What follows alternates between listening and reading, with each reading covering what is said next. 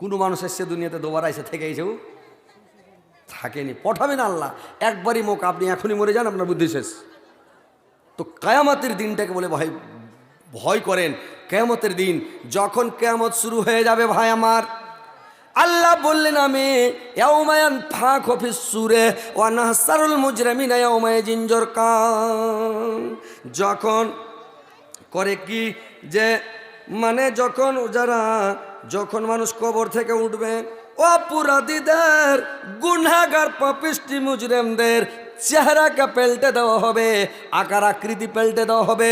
মানুষ যখন কিয়ামতের মাঠে জমা হবে, তো জমা যখন হবে রে ভাই, তো জমা যখন হবে তখন কি হবে জানেন? বিভিন্ন দলে বিভক্ত হয়ে মানুষ জমা হবে। হুন্ডা ঠিকাই একরকম হয়ে জমা হবে না, এটা মনে করিয়েন না যে সবাই একটা জমা হয়ে গেলাম, উপায় নাই। কাতার ভাগ হবে, শ্রেণী ভাগ হবে। একটা সারা জীবন নামাজ পড়েছে, আর একটা লোক খালি ঈদের নামাজ বছরে একবার করে পড়েছে, দুটা ঈদে দুদিন পড়েছে, ওই লোকটাও একটা নামাজি লোকের পাঁজরে খাড়িয়ে যাবে। কি কইছেন আপনারা বুঝতে পারছেন? খাড়া হবে যে ভাই, একটা লোক 5 লাখ টাকা খরচ করে হজ করে এসছে, আর একটা লোক পশ্চিম চিনে না, ও দাঁড়িয়ে দাঁড়িয়ে পেশা করছে, পানিও লেয় না, ওই লোকটার পাঁজরে খাড়া হবে? হবে? একটা মৌলবি 12-14 বছর 15 বছর 20 বছর ও লেখাপড়া করে দাড়ি মোচ পাকিয়ে দিছে, কত কষ্ট করে পরের বাড়ি খাইয়া না খায়া, কত আইনা সিঝা খাইয়া, কত কষ্ট করে পড়ে, আর ও এতগালা লেখাপড়া করে, আর একটা বোকা গান্ডু মূর্খ মানে ওর সাথে খাড়ো হয়ে ওর সাথে জান্নাতে চলে যাবে, এটা আপনার জ্ঞানে লাগছে? শ্রেণী আল্লাহ ভাগ করে দেবে। তাহাজ্জুদ গুজার নেওয়ালা রাইতে 2টা-2:30 রাইতে উঠেও মসজিদে আল্লাহ আল্লাহ করছে, ওই লোকটা ওয়ার মর্যাদা, আর একটা বেনামাজি বেরোজাদার লাখ টাকা ও দিন পারছে বেলা 8টা-9টা ভোর, ওই লোকটা আর ওই লোকটা সমান হবে? এক জায়গায় খাড়ো করবে আল্লাহ? হবে কোনো দিন? হবে না। এবার শুনালেন কিভাবে খাড়া হবে, কেমন কি হবে? আল্লাহ বলছেন আমি বিভিন্ন দলে বিভক্ত করব, শ্রেণীতে বিভক্ত করে আমি কিয়ামতের দিন উঠাবো। একটা দল উঠবে, একটা শ্রেণী ভাগ করে দিব। একটা দল যখন উঠবে, ওর চেহারাটা সরের মতন হয়ে যাবে, সরের আকার আকৃতি ধারণ করে জমা হবে রে ভাই। ওরা একটা দল একটা শ্রেণী একদিকে জমা হবে। ওই লোকটা পৃথিবীতে সব সময় নাজায়েজ খাদ্য খেত, হারাম খাদ্য যারা খাবে, বেঈমানি করে, শয়তানি করে, ডাকাতি করে, ছিনতাই করে, সব সময় নাজায়েজ খানা যারা খাবে, ওই লোকটা কিয়ামতের দিন সরের আকার আকৃতি ধারণ করে জমা হবে। আর একটা দল একটা শ্রেণী একদিকে জমা হবে। কিয়ামতের মাঠে আর একটা দল জমা হবে। ওই দলটা কেমন হবে? ওই লোকটা বান্দরের মতন হয়ে জমা হবে। ওর একটা দল একটা শ্রেণী একদিকে বান্দরের মতন হয়ে জমা হবে। ওই লোকটা পৃথিবীতে আর কথা ওকে লাগাতো, কর কথা ওকে লাগিয়া বিবাদ সৃষ্টি করতো। ওই লোকটা বান্দরের আকার আকৃতি ধারণ করে জমা হবে ভাই। আর একটা দল জমা হবে, গোড় পড়তে পড়তে আসবে, ওর হাত থাকবে না, পা থাকবে না, শুধু বডি থাকবে, পুঙ্গা হয়ে কিয়ামতের কোটে উঠবে। ওই লোকটা পৃথিবীর বুকে যারা পড়োশিকে কষ্ট দেয়, পড়োশিকে দুঃখ দেয়, পড়োশির ওপরে জুলুম করে, পড়োশির সাথে মিল রাখে না, পড়োশি প্রতিবেশী, আপনারা বুঝতে পারছেন তো আমার ভাষা? আমার ভাষা বুঝতে পারছেন কি পারেন না বলেন? আমি শেরশাবাদীর বক্তা, বুঝতে পারছেন? আর আমার কাছে একদম মানে যেটা ভাষা বুঝতে পারবেন, আল্লাহ প্রত্যেক ভাষাতে নাবি রাসুলকে পাঠালছেন। যে ভাই এটা মনে করিয়েন না যে হজরত আলী ঢ্যাঁড় বাংলাতে ওয়াজ করছে বা শেরশাবাদী ভাষাতে ওয়াজ করছে, এটা মনে করিয়েন না। বিহারে যত ঢ্যাঁড় বাংলা বলবেন অত খুশি, ওরা অত বুঝতে পারছে। আমাদের এখানে কলকাতায় যাবেন তাহলে স্পষ্ট শুদ্ধ বাংলা বলতে হবে নাকি? আর আমাদের এখানে ঢ্যাঁড় বাংলা চলছে, আমরা সবই বুঝতে পারছি।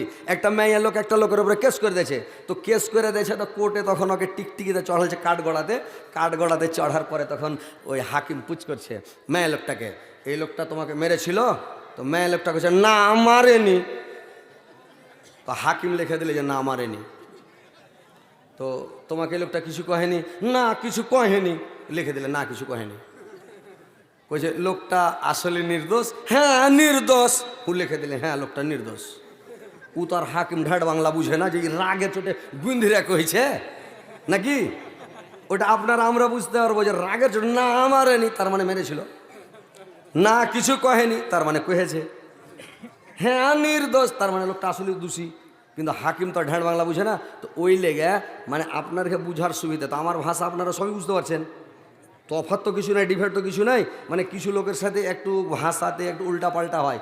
ওরা কিছু গালা লোক আছে, মানে আমাদের এলাকাতে আছে, ওরা আখাকে চুলহা কহবে, হাত কাঠি হারা কহি, ওরা কহবে দো কাঠি, হারা কহবো উসকাঠি, ওরা কহবে যে আখা খাচ্চোর, হামরা কহবো যে কাঁড়ল, ওরা কহবে যে নেড়া কুদ্দা,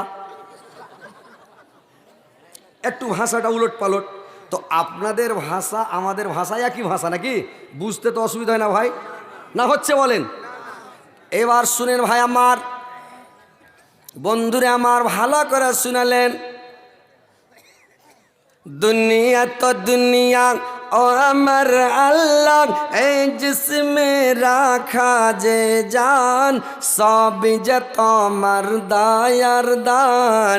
দুনিয়া তো দুনিয়া মুসা নবীকে না দেখ দিয়ে বানিয়েছ তুমি কালিমুল্লাহ। ইসমাইল নবী জবাই না হয়ে গেল জবিহুল্লাহ।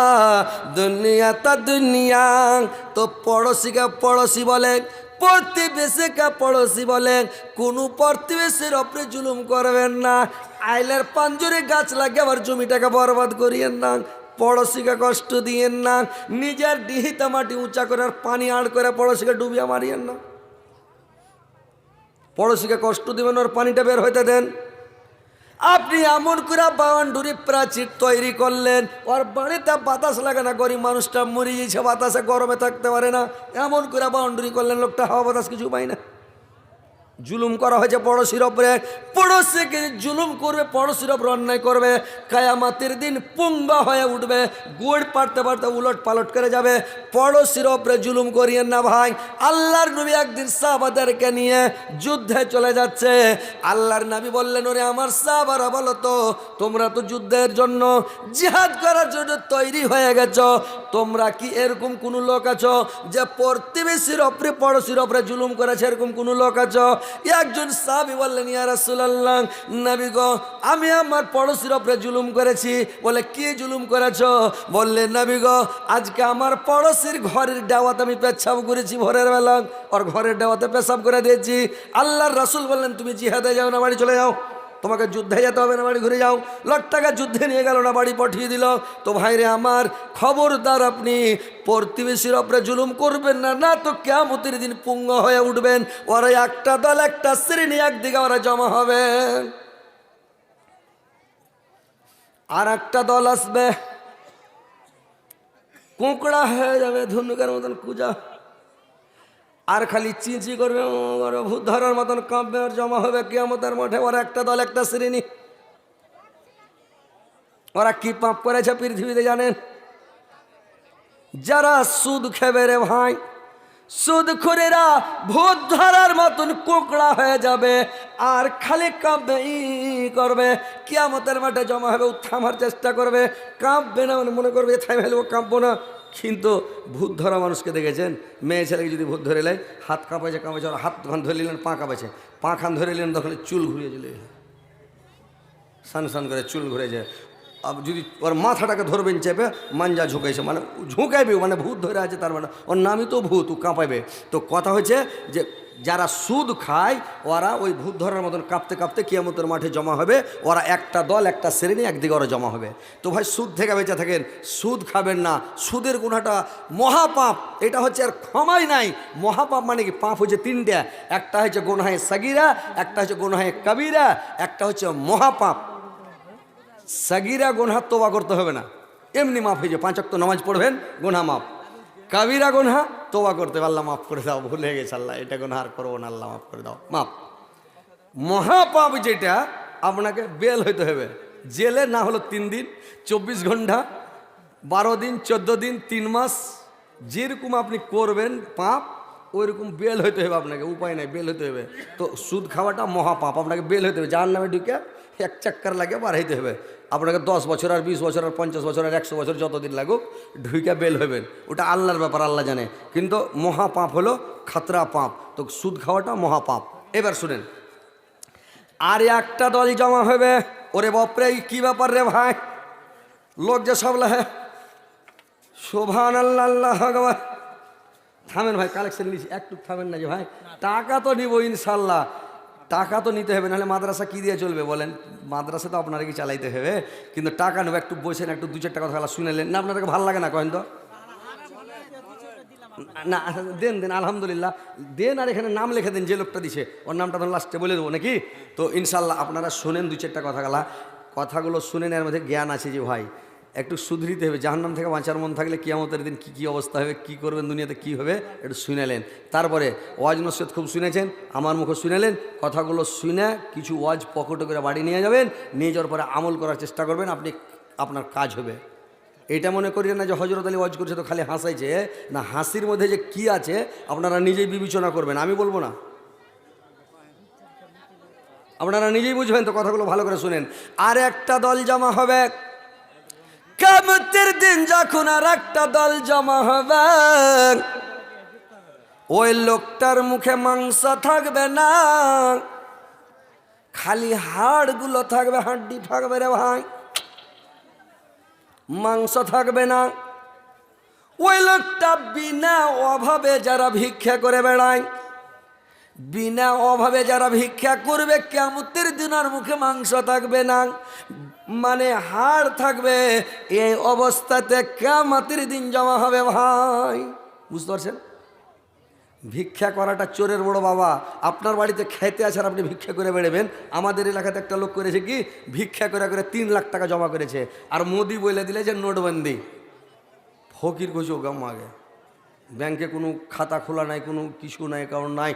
কি করবো রে আল্লাহ? গ্রামের মোড়ল সর্দারকে ডাকলো, মেম্বারকে ডাকলো, মসজিদের ইমামকে, খতিব সাহেবকে ডেকে বলছে ভাই কি করব, মোদিকে এটা কাজ করেছে নাকি? হঠাৎ বলছে নোটবন্দি, আর আমি 3 লাখ টাকা চেহা চিন্তা ভিক্ষা জমা করেছি, কি করব? তো মোড়ল সর্দার বলছে, মেম্বার বলছে ভাই একটা কাজ করেন, 1 লাখ টাকা মাদ্রাসাতে দিয়ে দেন, 1 লাখ টাকা মসজিদে দান করে দেন, আর 1 লাখ টাকা আমরা হেরফের করে চালিয়ে দিছি, নোটবন্দির পরে আপনাকে ঘুরিয়ে দেবো। 1 লাখ টাকা দেবো, 2 লাখ টাকা দান করে দেন, টাকাটি নষ্ট করিয়েন না। লোকটা কইছে তোমার কি পেট খারাপ না মাথা খারাপ? কইছে কেনে? লোকটা বলছে জীবনে আমি 10 টাকা দান করিনি, আর এই 2 লাখ টাকা দিয়ে দেবো, বকরিকে খিলিয়ে দিতে হলে খিলিয়ে দেবো, কিন্তু দান করবো না। বেচারি কি যে করলে 3 লাখ টাকা, আল্লাহ আলাম, আল্লাহ ভালো জানে, এখন পর্যন্ত খবর পাওয়া যায়নি। টাকাটা যে কী করেছে আল্লাহ জানে, আল্লাহ ভালো জানে, কিন্তু কোনো খবর পাওয়া যায়নি টাকাটার, কিন্তু দান করেনি ভাই। তো ওই লোকটার মুখে মাংস থাকবে কিয়ামতের দিন? থাকবে? আপনার ঘরে খাইতে আচারণে ভিক্ষা করবেন, কেন ভিক্ষা করবেন? ভিক্ষা, এই হাতটা খুব খারাপ, দেন। এই হাতটা খুবই সুন্দর, উত্তম, মানে দেওয়া, দান করেন, দান করলে মাল বাড়বে, দান করার জিনিসটা খুবই ভালো। আর এই হাতটা খুবই খারাপ, তেলা পাতাটা, হাত পাতাটা খুবই খারাপ। আল্লাহ রসুল বলছেন তোমরা হাত পাতিও না, তোমরাই করো। সৌদি আর মাটিতে যদি কেউ ভিক্ষা করে, একটা হাজি হজ করতে গেছে আমাদের এলাকার, আমাদের দেশের, আর হজ করতে যে করেছি কি, একটু গরিব টাইপের লোক লাগছে হাজি, ও কয়েছে কোটি টাকা চেহেলি, এহেরাম বাইন্ধা আছে, আর এহেরাম বাইন্ধা টাকা চাইতে শুরু করে দেয়। আর টাকা যখন চাইতে লেগে, সৌদি ওর দেশে তো মানুষ টাকা দিবে লেগে বসে আছে, টাকা গাদা দিতে লাগছে, গুটির টাকা জমা হয়েছে, 1 মুঠ হয়ে গেছে টাকা। আর ওখানকার পুলিশ তো আমাদের ইন্ডিয়ার পুলিশের মতো নয়, সিভিল ড্রেসে পুলিশ আছে, কপ করে ধরে লেছে, आपका घर कहाँ है, मकान कहाँ है, बोले इंडिया। इंडिया तो आप हाजी हो ना, बोले हाँ हाजी। तो भिक क्यों मांगते हो भाई, बोले ऐसे ही मांगते हो, बोले ऐसे ही मांगते हो, तो ठीक है चलो, ওকে ধরে লেছে, জেলে ভরে দিলে, ডেট তারিখ দিয়ে দিলে, আজকের এত তারিখ, এত সেকেন্ডে, এত মিনিটে, এত তারিখে, মানে এই জায়গাটাতে ওকে ধরা হলো, আর বছর এই মাসে এত তারিখে, এত সেকেন্ডে, এত মিনিটে ওকে এখানে হাজির করে দেওয়া হবে, যেখানে বাকি হজ আছে করে বাড়ি চলে যাবে। 1 বছর জেলে থাকলো। গ্রামের লোক, এলাকার লোক বলছে আসল হাজি লাগছে, ওই 1 বছর ভোর হজ করছে, তার মানে ভালোই হাজি ও।